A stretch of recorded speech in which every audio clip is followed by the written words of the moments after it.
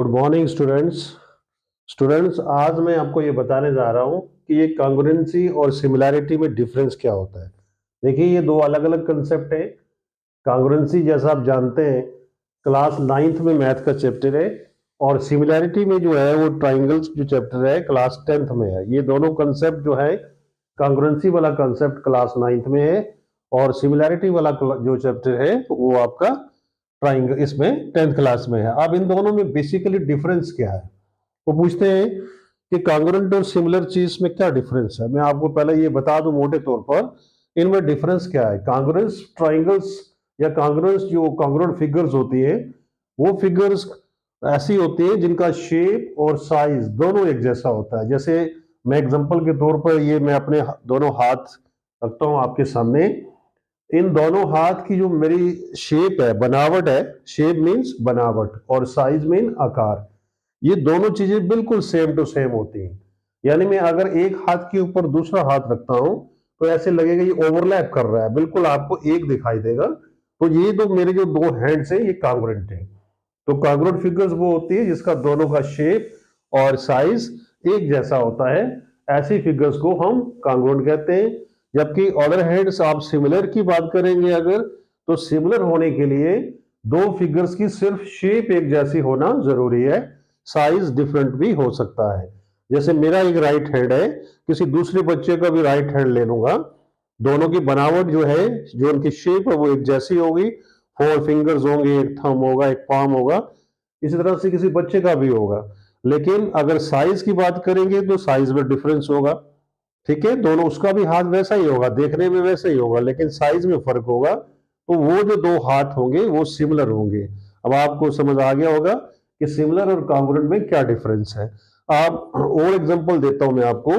जैसे आपके पास कोई भी कॉइन है, अगर सेम वैल्यू के कॉइन लेंगे आप, मान लो कि 5 5 रुपीज के आपने दो कॉइन लिए, तो वो दोनों कॉन्ग्रुएंट है, क्योंकि आप एक कॉइन के ऊपर दूसरा रखेंगे तो पूरी तरह से उसको ओवरलैप कर देगा।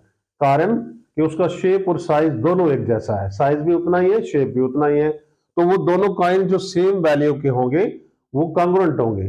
लेकिन अगर आप एक 5 रुपीज का कॉइन लेते हैं, दूसरा आप 20 रुपीज का लेते हैं या 1 रुपी का लेते हैं, अलग वैल्यू का लेते हैं, तो वो दोनों कॉइन का शेप एक जैसा है, गोल है, दोनों राउंड है, बट साइज में डिफरेंस आ जाएगा।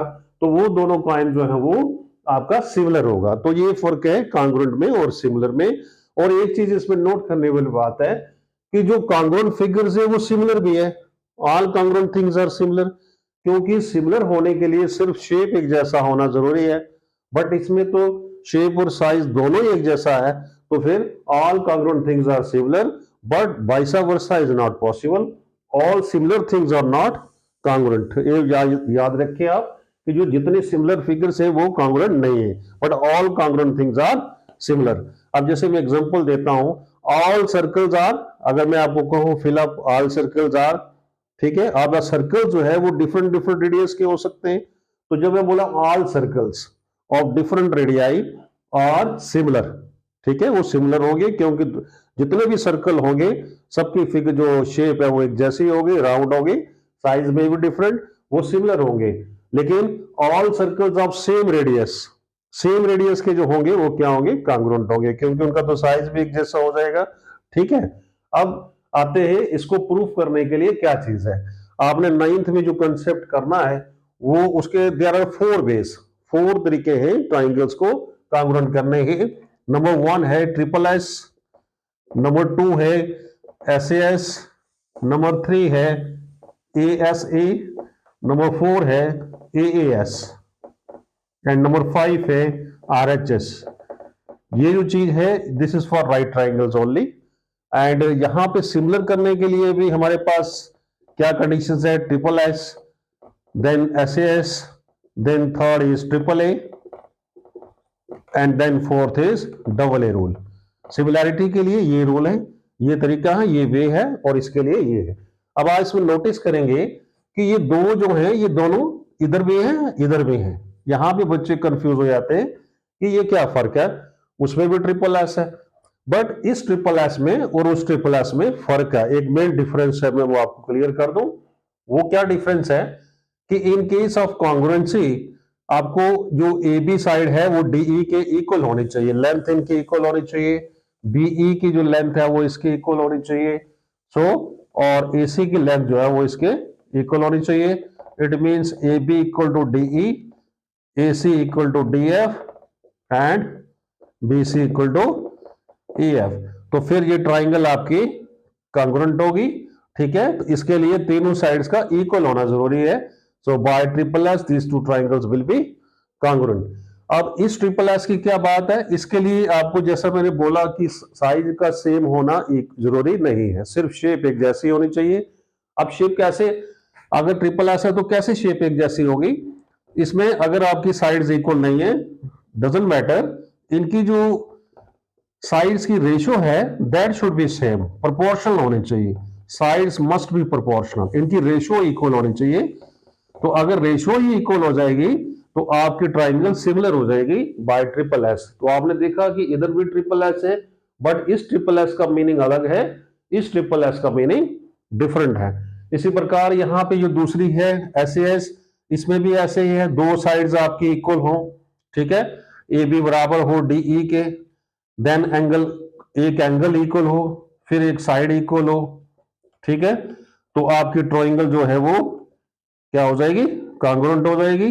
कौन से रूल से, ये आपका रूल हो जाएगा एस।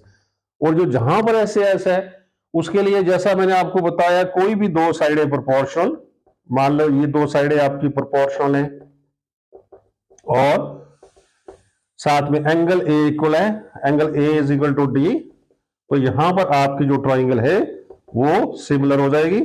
सिमिलर का ये साइन है, ठीक है, then this triangle will be similar. Equality में, इसमें कॉन्ग्रुएंसी में ये इक्वल टू का साइन भी आता है, इसमें जस्ट एक इस तरह से है।